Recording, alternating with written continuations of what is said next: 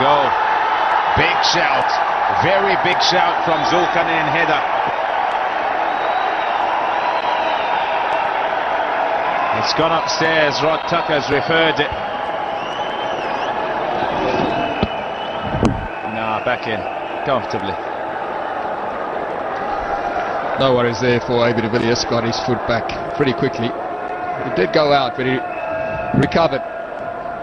Good reaction time. Good glove work as well. There was a bit of spin there, as we thought. A lot of spin, in fact. Definitely warrants a slip to the right hand at least.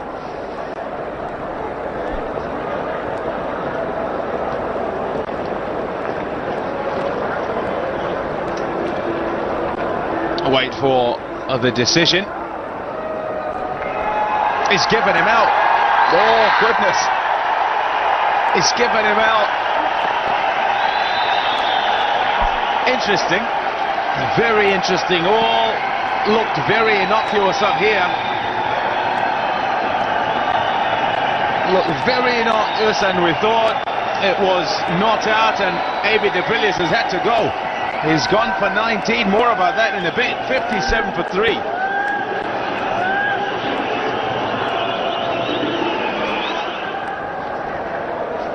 JP Duminy has walked out to the middle. That's a look at his career, averaging just under 40. He's got a couple of hundreds to his name. He'll face up to Shahid Afridi.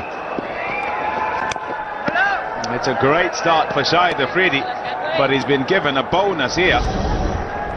Have a look. Well, I don't really get this one. His foot just slides out, but comes back in, and it's on the ground.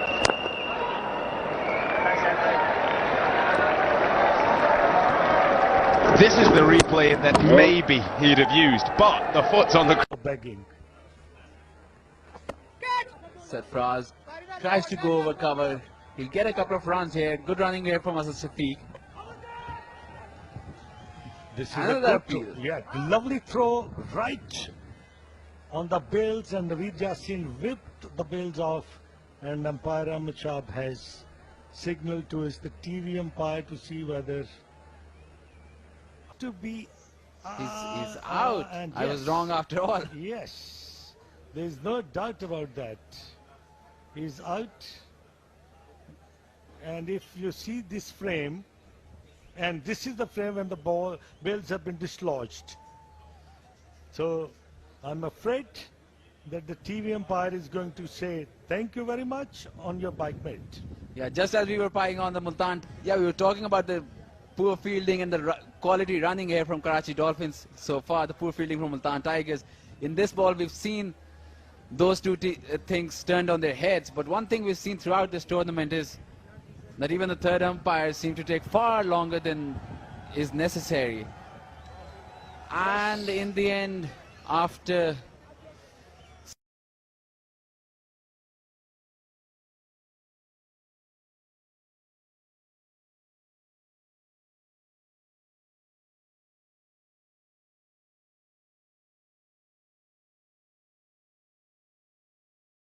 but I don't think Paranavithana. That's very close. I think it nipped back a little bit. That's what he's looking for. It wasn't far away. I'm not sure what Clark's going to do. That the clock is ticking. He better be quick. Well, I suspect that might have pitched outside leg, considering the angle that Copeland's bowling from. So 10 seconds. Yes, he's got it in. He's got it in with a second to spare. I tell you what, he was about to get rubbed out there, Clark. They're going for it. And I think it's going to be very close, actually. Let's have a look. That's okay. It's just where did it land? And I'm sure Copeland and the rest appeal because it might have been going on to hit. Well, outside leg for me. Well, I don't think it pitched outside leg. I think it held up. It may be too high. It hit him on the roll. Let's have a look. There we are. You see it's pitching middle and straightening down the line. Look, I got to say, I said I thought this was very close, and I think it... now look, more than half the ball has got to be below the top of the bails. So this is going to be the issue here. There it is, pitching on middle. Oh boy, I'm afraid to say it's all over. Oh yes, good appeal. They took their time, but this is just about 50-50, or maybe not. Maybe it's 52-48. The ball's outside the middle of the stump, so it could still be umpire's call. Yes, it is. Aleem Dar's got this one right by, I think, about 2% or so. The middle of the ball. That's ridiculous. It's just outside. That can't be umpire's call. That's not umpire's call. I want to know where the umpire's call comes in.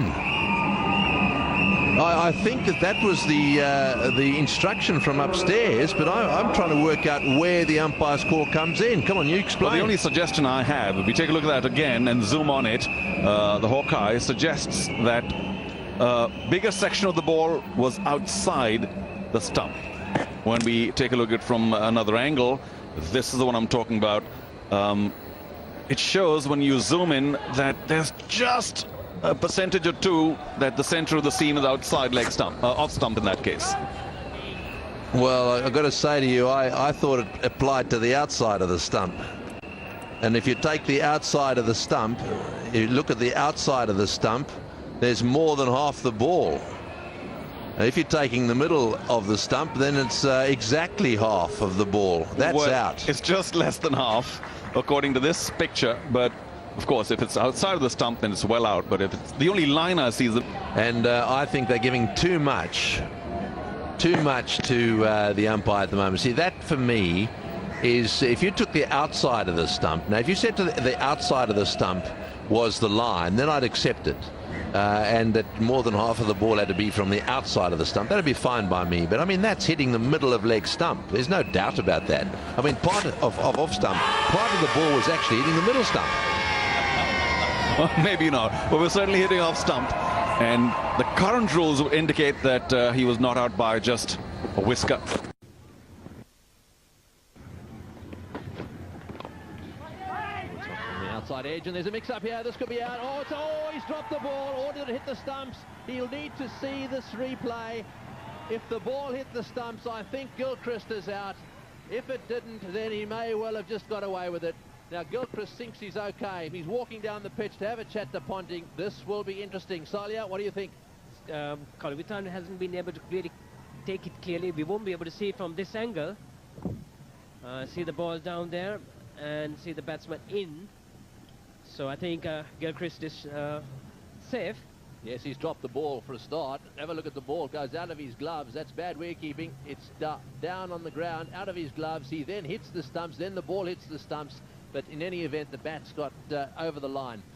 So, a little bit of excitement there, and Gilchrist has survived. He wouldn't have known that the ball actually went down onto the ground like that, but you can see his gloves here hitting the stumps, breaking the bails before the ball got there, and the bat is in any event. So, the umpire is sitting up there in the commentary box taking a little bit of time over this. I don't know why.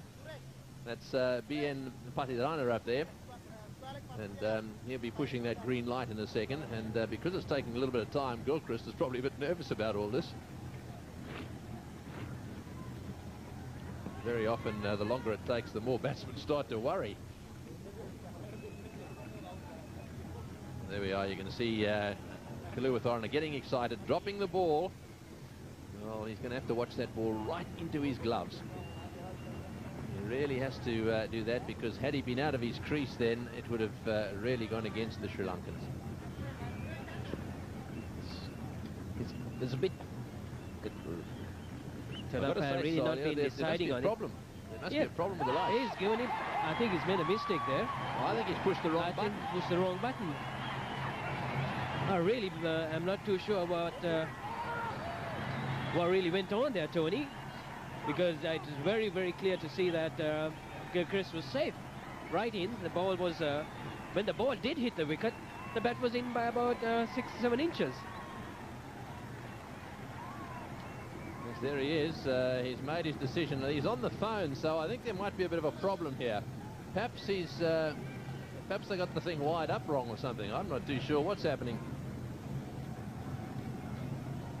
Well, Gilchrist's on his way. Whether that changes or not, time will be the judge. the fact of the matter is, it's 2 for 62. So that's the scene here in very picturesque Gaul, Australia. Got off to a relatively good start.